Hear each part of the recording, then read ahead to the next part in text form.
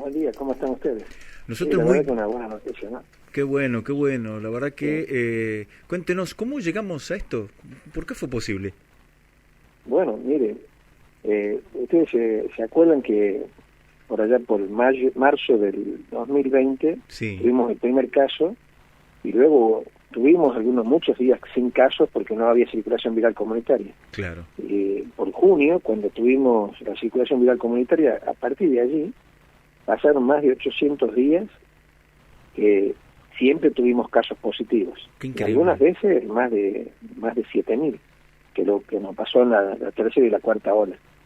Y no haber tenido ningún caso positivo, la verdad que a nosotros nos llenó de emoción y mirando para atrás el agradecimiento a nuestro personal, a nuestra gente que trabajó tanto en todos los lugares, ¿no? Desde los límites de la provincia, primero evitando el ingreso de personas que podían tener el virus, hasta después las internaciones, los testeos, las vacunas. La verdad que muy emocionante porque uno decía, bueno, ¿cuándo llegará ese día, verdad?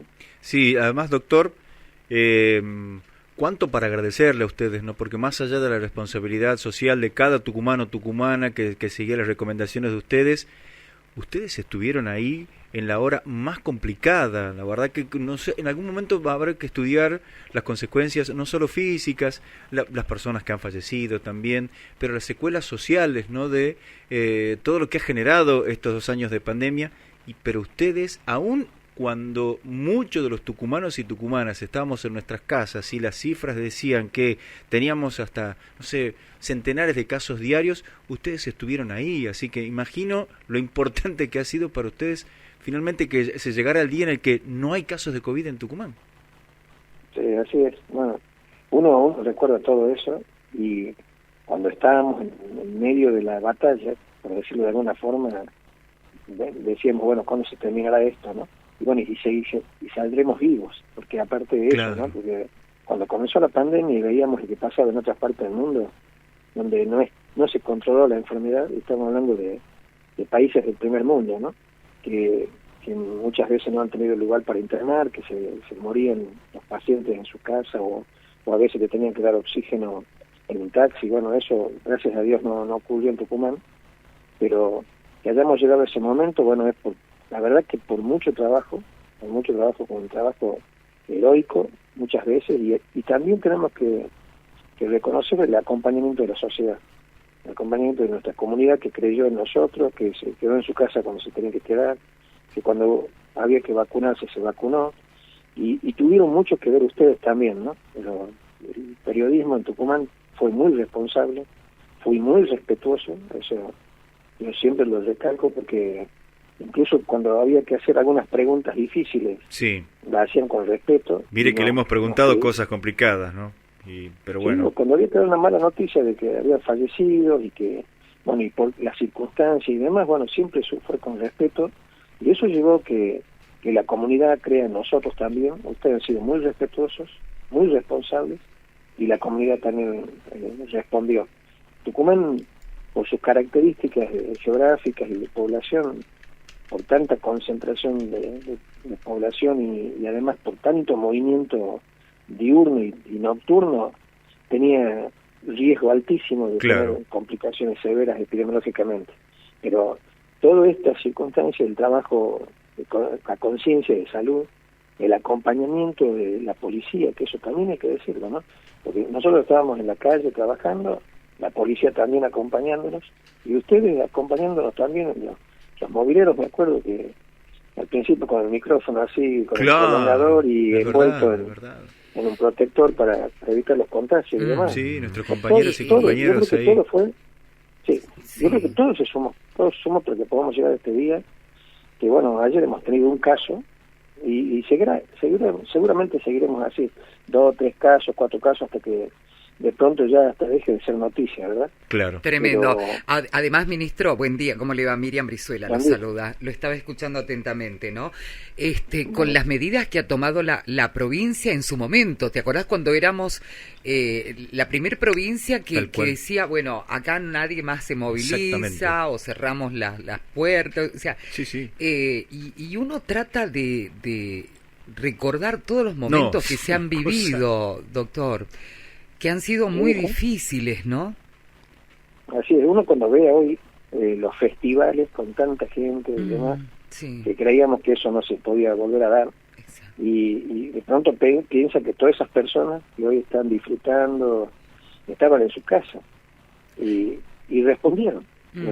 Por supuesto hubo algunos hechos aislados que generaban contagios, eso lo tenemos que recordar, pero en general la población acompañó, y eso es la consecuencia de que hoy tengamos esta situación epidémica. Aún hace casi un mes se dejó de ser obligatorio el uso del barbijo, doctor, pero todavía vemos personas que lo usan, ¿no? Nosotros mismos todavía acá. Sí, es verdad. Medio como en que... lugares cerrados lo usamos. Pero esto tiene que ver más que todo con cuadros de gripes y demás que se están dando, ¿no? Sí, lo que pasa es que el barbijo dejó de ser obligatorio, pero no dejamos de recomendarlo. En un lugar cerrado, por ejemplo, en un transporte público, se debería usar barbijo porque puede haber una persona que está enferma y contagiar a otros.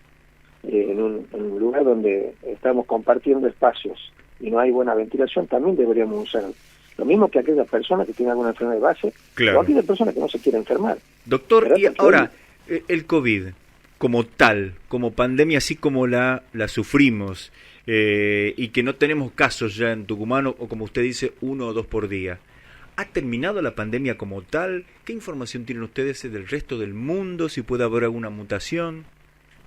No, todavía no se terminó. Eso es una decisión a nivel mundial, porque hay focos en distintos lugares. En China todavía hay focos, y como están todas las fronteras abiertas, ya hoy todo el mundo puede circular por todos lados. Prácticamente ya no están exigiendo el hisopado negativo para ingresar a un país, sí se está pidiendo la vacuna nada más, pero hay posibilidades de nuevos brotes. La pandemia yo creo que queda poco ya, queda poco a nivel mundial para que siga, pero nos tenemos que seguir cuidando. Hay posibilidades de que haya una nueva mutación. Es suficiente con que en alguna localidad muy populosa, que sea en la India o en China o en Brasil, aparezca una variante, contagie muchas personas y mute, el virus mute y de pronto se haga más contagioso aún que las variantes anteriores. Y tenemos la suerte de que a pesar de las variantes que han surgido, las vacunas han sido efectivas para todas las variantes. Qué bueno, qué bueno. Yo creo que lo que cambió no fue tanto el virus que se hizo más débil, sino que nosotros tenemos conocimiento del virus, nuestra inmunidad, y la población se hizo más fuerte. Sí. O sea, nosotros estamos viendo por ahí, eventualmente cuando una persona ingresa en terapia intensiva, son personas que no están vacunadas y el virus sigue siendo igual de dañino, no es que el virus se debilita, como algunas por ahí personas dicen, ¿no? Lo que pasa es que la población se generó una mayor inmunidad. Doctor, y con respecto a lo que nos dejó el COVID, me imagino en el mundo también se hace un análisis de lo que hoy vive la sociedad como con el tema de salud mental, el impacto, el incremento de muchos factores, entre ellos ansiedad y demás, ¿no? Sí, es verdad. Mire, no solamente por el tema de los temores y los temores que hubo por estar encerrado, sino también yo creo que a la mitad más de la mitad del mundo tuvo alguna pérdida familiar, o se enfermó, o estuvo en terapia intensiva, o perdió un amigo, ¿verdad? Hoy, después de la pandemia, uno mira a los costados y hay amigos, familiares que ya no están, ¿verdad? Y desgraciadamente la pandemia se los llevó. Muy doloroso, y eso también afecta. Al margen de todo el temor de haber estado encerrado y no saber si uno le tocaba morir o no, y sobre todo las personas que se enfermaron y estuvieron internados en terapia intensiva, ¿verdad? Esas personas quedan con secuelas. ¿Y qué hablar del personal de salud?